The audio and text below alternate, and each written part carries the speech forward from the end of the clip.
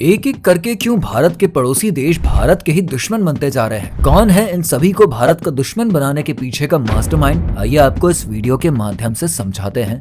अगर सच्चाई से देखा जाए तो आज के समय में भारत के जितने भी पड़ोसी देश हैं, उन सभी की भारत से दूरियां बढ़ती ही जा रही है। जहां पर एक सवाल उठना तो लाजमी है कि क्या भारत की विदेशी नीति खोखली हो चुकी है? आखिर क्या कारण है जो भारत का अपने ही पड़ोसी देशों से सही तरीके से तालमेल नहीं बैठ रहा है? बात करते हैं भारत के सबसे अजीज दोस्त नेपाल की, जिससे हमेशा ही भारत के संबंध अच्छे रहे। लेकिन भारत और नेपाल के बीच की दूरियां तब बढ़ी जब 2015 में नेपाल का संविधान अस्तित्व में आया। तब से नेपाल को भारत से ये शिकायत रही है कि भारत में उनके नेपाली संविधान को उस तरह का सम्मान और स्वागत नहीं मिला जिस तरह का नेपाली लोगों ने सोच के रखा था। 2015 में ही नेपाल के मधेशी लोगों ने संविधान को लेकर आंदोलन किया था। इस पर भी नेपाल ने भारत पर यह आरोप लगाया था कि उस समय भारत ने उसकी कुछ जरूरी सीमाओं पर नाकाबंदी करी थी। 2016 में नेपाल के प्रधानमंत्री केपी शर्मा ओली भारत दौरे पर आए थे। उस समय भारत और नेपाल के रिश्ते थोड़े से सही हुए, लेकिन उसके बाद नेपाल की नजदीकियां चीन के साथ ज्यादा बढ़ गई थी और उनके बीच कई तरह के समझौते भी हुए।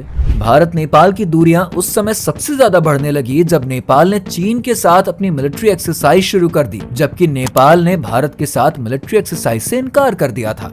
और इससे ये साफ पता चलता है कि आज के समय में भी नेपाल और भारत के रिश्ते कुछ खास नहीं है।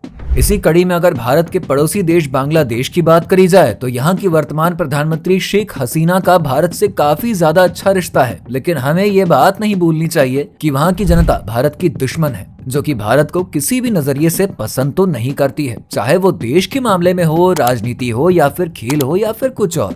वहीं बांग्लादेश की विपक्षी पार्टियां भी एंटी इंडियन हैं और अगर वो सत्ता में आती हैं तो बांग्लादेश को चीन जैसा होने में समय नहीं लगेगा।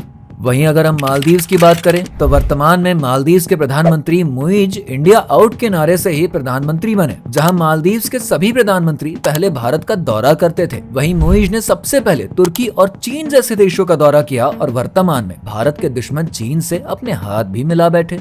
हाल ही में प्रधानमंत्री नरेंद्र मोदी की लक्षद्वीप की तस्वीरों से मालदीव्स और भारत के बीच और भी ज्यादा तनाव पैदा हो गए हैं और इसी तरह से इस देश से भी भारत की दूरियां बढ़ चुकी हैं। चीन भारत के पड़ोसी देशों को भारत का दुश्मन बनाने में यहीं पर नहीं रुका है, बल्कि उसने श्रीलंका, म्यांमार और भूटान जैसे छोटे देशों को भी भारत के खिलाफ खड़ा कर दिया है। और आज के समय में अगर श्रीलंका, भूटान और म्यांमार देश को देखा जाए तो ये भारत से ज्यादा चीन के नजदीक दिखाई पड़ते हैं।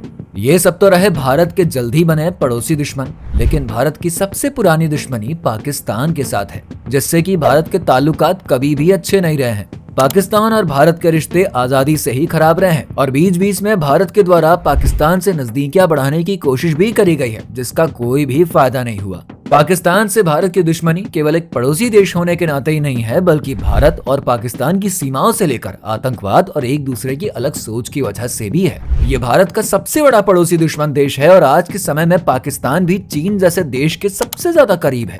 और अगर हम बात करें पाकिस्तान से भी बड़े पड़ोसी दुश्मन देश की, जिसके भारत से रिश्ते 1962 से ही अच्छे नहीं हैं, अगर चीन को भारत के सभी पड़ोसी देशों को भारत का दुश्मन बनाने का मास्टरमाइंड कहा जाए तो ये गलत नहीं होगा।